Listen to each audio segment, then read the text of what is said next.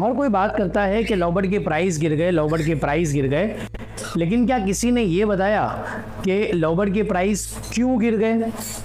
आपके दिल में ये सवाल नहीं आता कि इस लाखों की कीमत वाले बर्ड्स को ऐसा तो क्या हुआ कि आज कोई पूछने वाला भी नहीं है?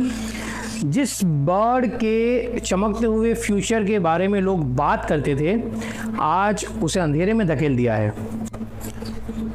आपको अंदाज़ा भी है कि इस लव बर्ड्स में कितने ही बड़े बड़े ब्रीडर और बर्ड्स लवर्स ने अपने लाखों और करोड़ों का नुकसान किया है।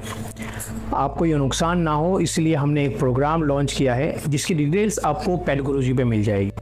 अब आप ये सोचेंगे कि लव बर्ड के प्राइस तो गिर गए हैं, तो फिर ये वीडियो देखने का हमारा क्या फ़ायदा? तो देखिए, आज जो चीज़ लव बर्ड के साथ हुई है वो डेफिनेटली फ्यूचर में दूसरे बर्ड के साथ भी हो सकती है और होनी ही है। आपको लव बर्ड के एग्जाम्पल से ये चीज़ समझनी है कि कब कौन सी चीज़ का प्राइस, कौन से बर्ड का प्राइस कहाँ जाएगा, अप जा रहा है, डाउन जा रहा है, और कब तक आपको उस बर्ड के सेगमेंट में रहना है और कब आपको उस बर्ड के सेगमेंट से कट लेना चाहिए। लव बर्ड की प्राइस क्यों गिर गई, इसे समझने से पहले हमें यह समझना होगा कि किसी भी चीज़ की प्राइस कैसे डिसाइड होती है। दोस्तों, जिसे हम इकोनॉमिक्स में सीखते हैं कि प्राइस को काफ़ी सारी चीज़ें जो है वो इफ़ेक्ट करती है। ऐसी बहुत सारी चीज़ें हैं जो किसी भी चीज़ की प्राइस को डिसाइड करती है, लेकिन यहाँ पर दो मेन फैक्टर के बारे में हम बात करेंगे। एक है डिमांड और एक है सप्लाई। गुजराती में उसे मांग और पुरवठो कहेंगे। तो डिमांड और सप्लाई की बात करें तो अगर डिमांड बढ़ती है तो प्राइस बढ़ेगी, और अगर डिमांड कम होती है तो प्राइस भी कम हो जाएगी। अदर हैंड, सप्लाई बढ़ती है तो प्राइस कम हो जाएगी, और अगर सप्लाई कम होती है तो प्राइस बढ़ जाएगी। ये दोनों बिल्कुल जब मैच हो जाएंगे तब प्राइस नक्की होती है। अगर इसमें डिमांड बढ़ जाएगी तो प्राइस बढ़ेगी, और अगर सप्लाई बढ़ जाएगी तो प्राइस कम हो जाएगी। वीडियो में हम आगे बात करेंगे उन रीज़न की, उन कारणों की जिससे लव बर्ड की प्राइस कम हो गई है, और आपको पूरी वीडियो में ये देखना है कि क्या उसकी डिमांड कम हो गई है या सप्लाई बढ़ गई है। ये दो ही रीज़न है जिससे बर्ड की प्राइस या लव बर्ड की प्राइस कम हो गई है। काफ़ी सारे रीज़न है, काफ़ी सारे कारण हैं दोस्तों, लेकिन यहाँ पर हम सिर्फ उन ही कारणों के बारे में बात करेंगे जो सबसे ज़्यादा इफ़ेक्टिव है, जिसकी असर लव बर्ड की प्राइस पर सबसे ज़्यादा पड़ी है। उन कारणों के बारे में हम इस वीडियो में डिस्कस करेंगे। पॉइंट नंबर 1, लव बर्ड का प्रोडक्शन। जैसा कि आप सभी जानते हैं दोस्तों कि लव बर्ड एक काफ़ी स्ट्रॉन्ग बर्ड है। वो जल्दी बीमार नहीं पड़ता, और अगर बीमार पड़ता भी है तो काफ़ी वक्त देता है आपको उसके बीमारी को क्योर करने के लिए। इसके अलावा जैसे बड़े बर्ड्स हैं तो उनका प्रोडक्शन काफ़ी कम है। ईयरली 1 या 2 क्लच, 1 या 2 बच्चे, 3 बच्चे, जबकि लव बर्ड का प्रोडक्शन आपको पता है, लव बर्ड का प्रोडक्शन धमाकेदार है। 4 से 5 बच्चे हर क्लच में वो इजीली बड़े करके देता है, पाल के देता है। और इसके अलावा हमने फोस्टरिंग के अलग अलग कितने सारे तरीके खोज निकाले हैं जिससे हम एक ही बर्ड की पैर से न जाने कितनी ब्रीड ले चुके हैं। सिर्फ 10-10 बर्ड से लोगों ने 100-100 बच्चे निकाल लिए हैं, और ये मैं काफ़ी कम बोल रहा हूँ। जितना प्रोडक्शन बढ़ा है उसकी कंपेयर में हम उतनी डिमांड बढ़ा नहीं पाए हैं, जिसकी वजह से लव बर्ड की प्राइस गिरी है। पॉइंट नंबर 2, हम डिमांड इंक्रीज़ नहीं कर पाए हैं। तो चलिए अब दोस्तों समझते हैं कि हम इस म्यूटेशन लव बर्ड की डिमांड को आखिर क्यों बढ़ा नहीं पाए हैं। तो लव बर्ड एक छोटा और कॉम्पैक्ट साइज़ का बर्ड है। नॉर्मली जो कोई नया हॉबिस्ट है या कोई ऐसा बंदा है जिसने लव बर्ड रखना अभी अभी स्टार्ट किया है, या कुछ छोटे बर्ड्स है उसके पास, तो उसका बजट 2 से 3 हज़ार रुपये के बर्ड का ही होगा।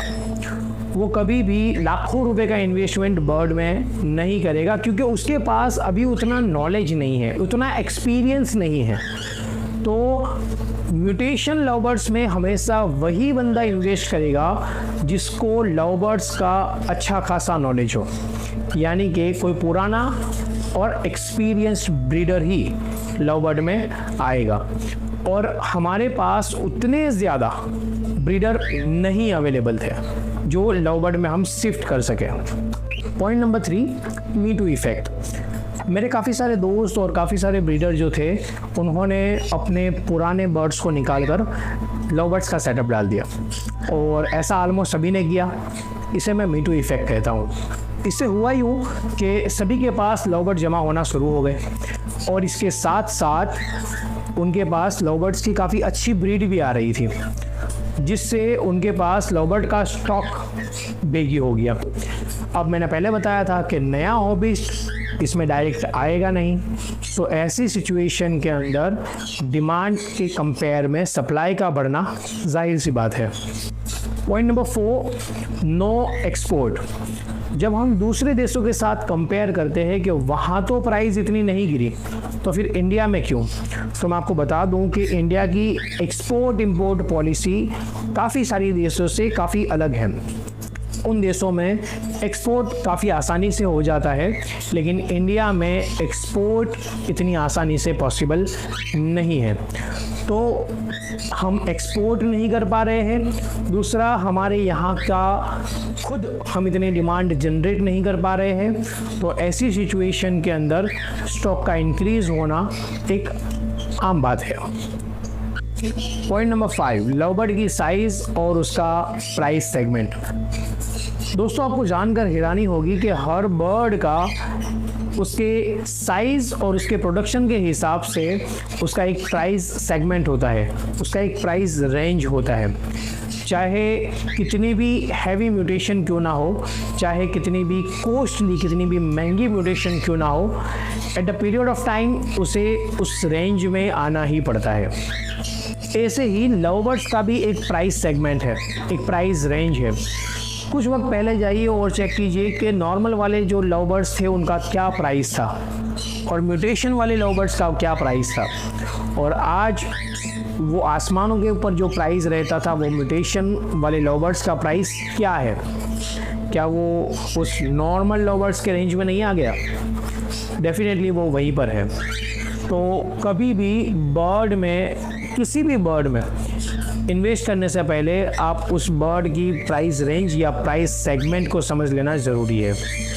पॉइंट नंबर 6, क्वालिटी से ज़्यादा हमने क्वांटिटी पे फोकस किया है। जैसा कि मैंने आगे बताया दोस्तों कि हमने फोकस किया है सिर्फ प्रोडक्शन पे। हमने सिर्फ एक यूइन ऑफलाइन से काफ़ी सारे यूइन ऑफलाइन प्रोड्यूस करने पे, प्रोडक्शन पे ध्यान दिया है, लेकिन हमने ये नहीं देखा कि एक यूइन ऑफलाइन की मार्किंग क्या होनी चाहिए। हमने ये नहीं जाना कि इंटरनेशनल मार्केट में एक यूइन ऑफलाइन के स्टैंडर्ड्स क्या होते हैं।